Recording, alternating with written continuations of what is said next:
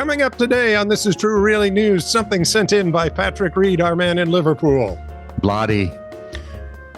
Please like, subscribe, and follow. I'm sorry, if you're in Britain, would it be Vladdy? Would it be Vladdy mate? Well, it depends on where you are, Vladdy Would mate. it be Vladdy mom? It would be Velveeta. I just got done watching both seasons of Inspector Ray, so I've got this down. You're in. Oh, nice. You can hear the changes in the vowels now, can you? Not much, but okay. Okay. How about changes in your vowels? From mum to mom. Those I always know, but okay. That's good. Usually too late.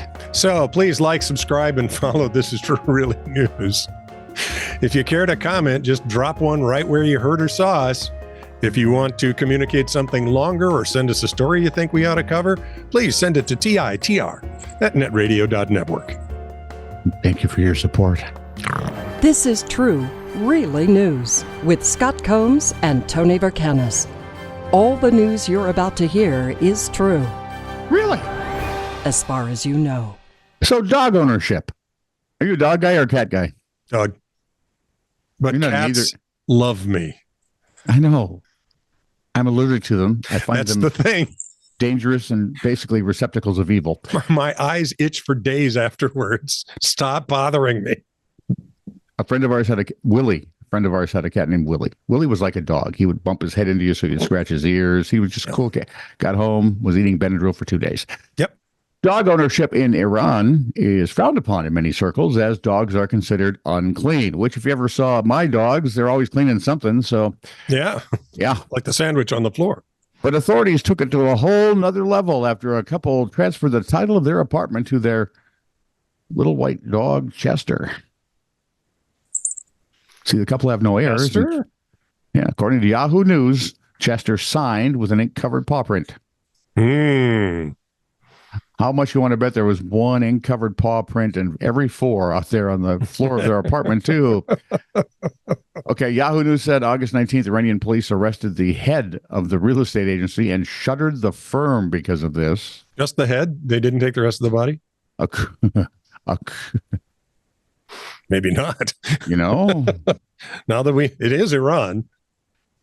They are known for, and apparently this is all sanctioned because the report came directly from the deputy prosecutor general.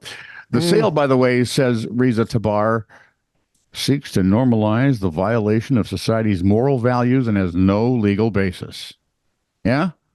Come to Ohio. Check out chickens with bones who don't have bones. That's right. Boneless, boned chickens. We should send the Ohio Supreme Court to Iran. They'd fix their wagon. From The Independent via Patrick Reed. Yes. What was intended to be a memorable trip of a lifetime might now be recalled for very different reasons, as the Galt family faced hefty costs to make their way back to Tulsa, Oklahoma, when the ship containing their clothes, passports... Did someone shrug? Did anyone shrug? And medication... The Galt family, somebody had to shrug. Sailed off from Ketchikan, Alaska without them. I almost got a job in Ketchikan once until I came to my senses. Right? Scott Schramm used to work up in Ketchikan, flying tourists around. Yeah, he was flying tourists around in the helicopters up there. The family comprised of, get ready, 2 parents, 6 children, and a 78-year-old grandmother. All right. Yep, that's 9 people. It's like the Waltons. We're also good night, baby daddy. Maybe that's not right. But they were once the kids got older and moved out, they had to call them all. Let's see. Where was our cell phones? It was an ordeal. They were also hit with an immediate fine of almost $9,000 by Norwegian Cruise Lines for missing the vessel. That fee stemmed from the U.S. Customs and Border Protection's Passenger Vessel Services Act, which they violated by not visiting a foreign port before they returned to the U.S.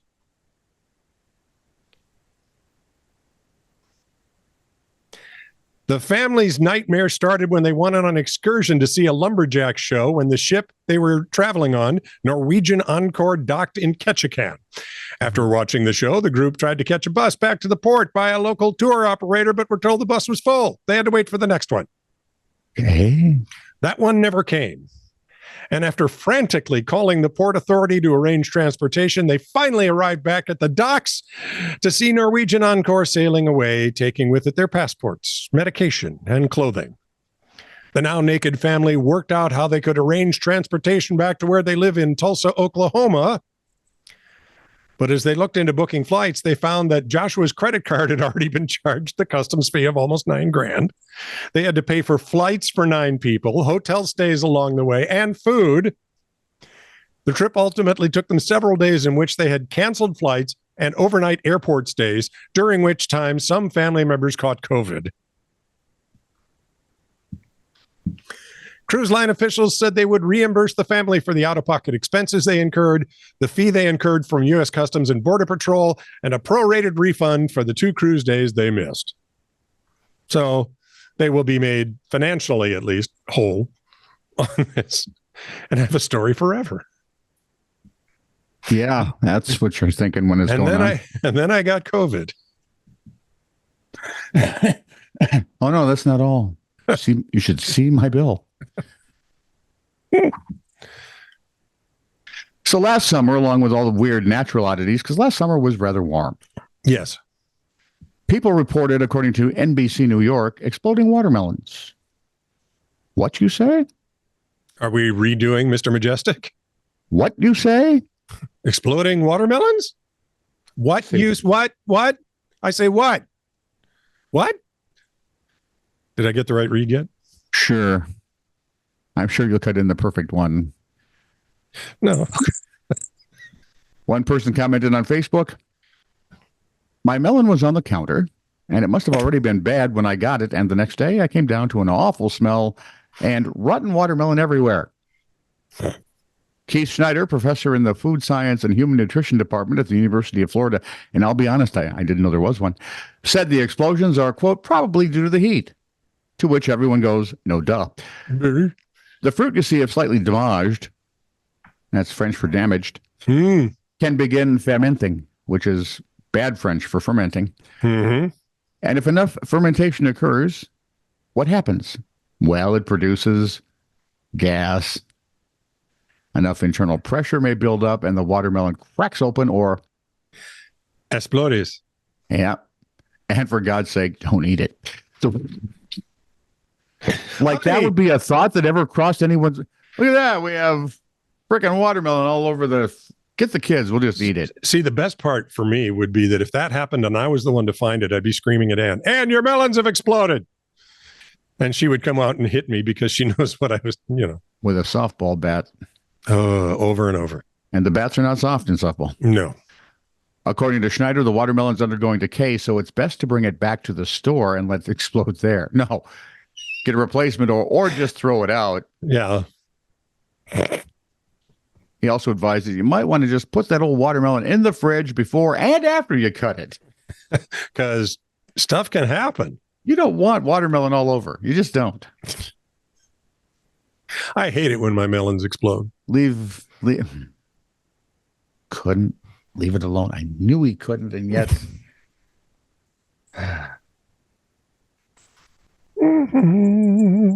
Ew. Okay, so the Karens continues. Wait, hang on. Just ew. There we go.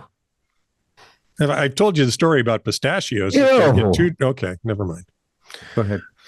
So I'm watering the plants outside the motel where I work on the public street. A lady in her 60s or 70s. You work in a motel? No, I'm doing a first-person Karen story. Lady in her 60s or 70s approaches coming from the beach. She notices her car has been ticketed. Lady, oh, exclaims to her husband, we got a ticket. Then she turns to me. I'm not sure why. Why did we get a ticket? I told him, you're parked in a loading zone. Lady, really huffy. Well, how am I supposed to know that? Disclaimer.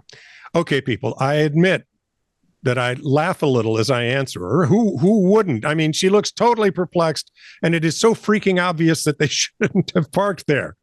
Well, right by your passenger car door where you got out, the curb is painted. No parking. Loading zone. The entire street where you parked is painted with white diagonal lines under your car. And right here next to your head is a giant cement cylinder with a sign sticking up that says, it's a loading zone and don't park here. Lady, you don't have to yell at me. I'm sorry, I wasn't yelling, just explaining. You asked me. Sorry, I don't have a college degree like you do. Oh, I don't have a college degree. Well, I do have a college degree. Now, don't you feel stupid? I still don't get Oddly enough, no. Still don't get the point of the bait and switch. I laugh a little again. I can't help it.